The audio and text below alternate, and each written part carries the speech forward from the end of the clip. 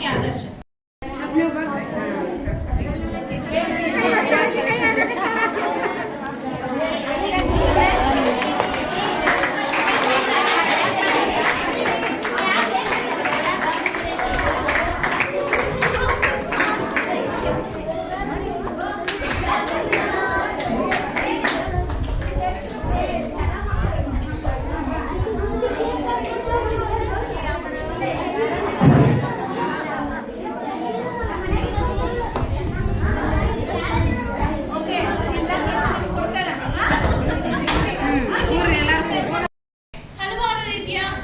ದೌರ್ಜನ್ಯ ಅನ್ಯಾಯಗಳು ನಡೀತಾ ಇದೆ.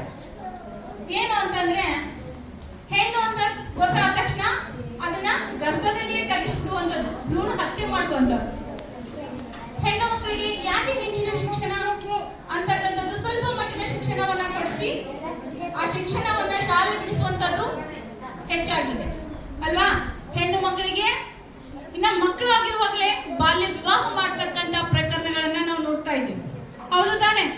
ಇದರಿಂದ ಈ ಒಂದು ಮಕ್ಕಳ ಒಂದು ಹಕ್ಕುಗಳ ಉಲ್ಲಂಘನೆ ಆಗೋದ್ರ ಜೊತೆಗೆ ಹೆಣ್ಣು ಮಕ್ಕಳಿಗೆ ಒಂದು ತಾರತಮ್ಯವನ್ನ ನಾವು ನೋಡ್ತಾ ಇದ್ದೀವಿ. ಸೊ ಹಾಗಾದ್ರೆ ಈ ತಾರತಮ್ಯವನ್ನ ಹೋಗಲಾಡಿಸ್ಬೇಕಾದ್ರ ನಾವೇನ್ ಮಾಡ್ಬೇಕು, ಇದ್ರ ಬಗ್ಗೆ ಮಾತಾಡಬೇಕು, ಅರಿವನ್ನ ಮೂಡಿಸ್ಬೇಕು.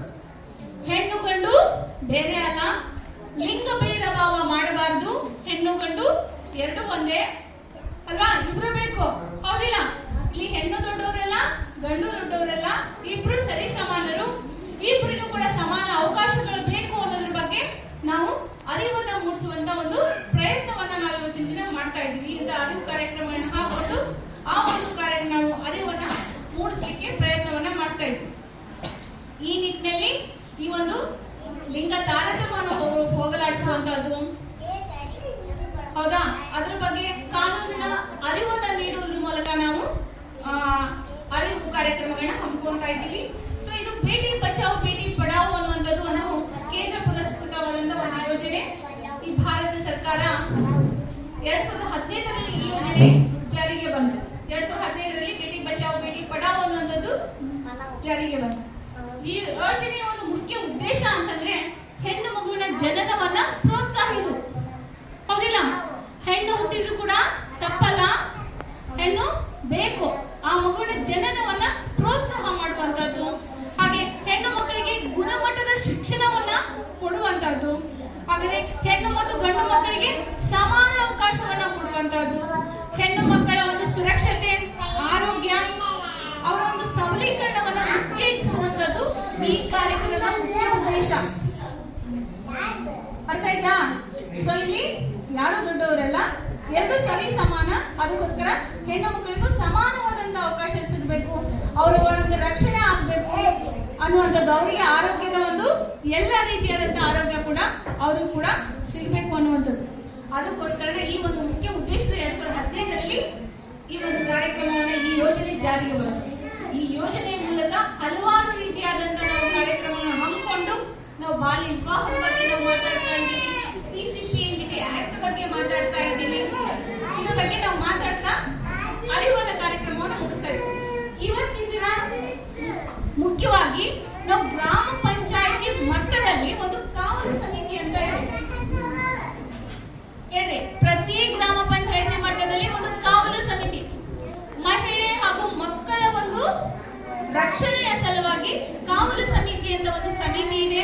ಆ ಸಮಿತಿಯ ಒಂದು ಉದ್ದೇಶ ಏನು, ಯಾಕೆ ರಚನೆ ಆಯಿತು, ಆ ಸಮಿತಿಯಲ್ಲಿ ಯಾರ್ಯಾರು ಇರ್ತಾರೆ, ಆ ಸಮಿತಿಯ ಜವಾಬ್ದಾರಿಗಳು ಏನು, ಸಮಿತಿ ಮೂಲಕ ನಾವು ಏನೆಲ್ಲ ಮಾಡಬಹುದು, ಯಾಕೆ ಈ ಸಮಿತಿ ರಚನೆ ಆಯಿತು ಅನ್ನೋದ್ರ ಬಗ್ಗೆ ನಾವು ಅರಿವನ್ನ ಮೂಡಿಸಬೇಕು ಅನ್ನುವಂಥ ದೃಷ್ಟಿಯಲ್ಲಿ ಇವತ್ತಿನ ದಿನ ಕಾರ್ಯಕ್ರಮವನ್ನು ನಾವು ಹಮ್ಮಿಕೊಂಡಿದ್ದೀವಿ. ಅರ್ಥ ಆಯ್ತಾ? ಈ ಒಂದು ಯಾಕಂದ್ರೆ ಇಲ್ಲಿ ಬಹಳಷ್ಟು ಸಣ್ಣ ಸಣ್ಣ ಮಕ್ಕಳು ಇದ್ದಾರೆ, ಸೊ ಅಷ್ಟೊಂದು ವಿಸ್ತೃತವಾಗಿ ನಾವು ಹೇಳೋದು ಬೇಡ.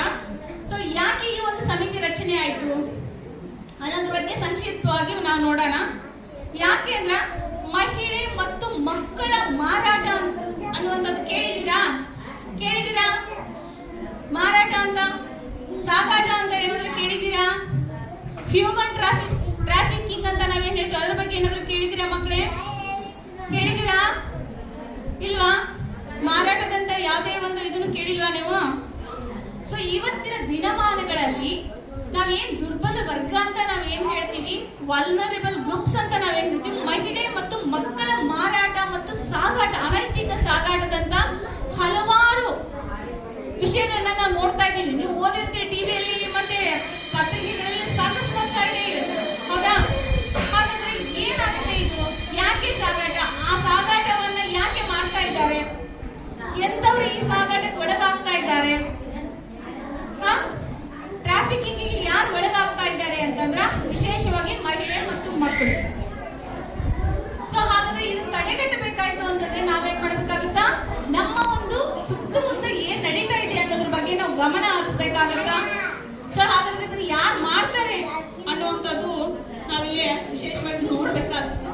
ಸೊ ಇದನ್ನ ಜಾಸ್ತಿ ನನಗೆ ಮಕ್ಕಳಿಗೆ ಅಷ್ಟು ಆಗಲ್ಲ.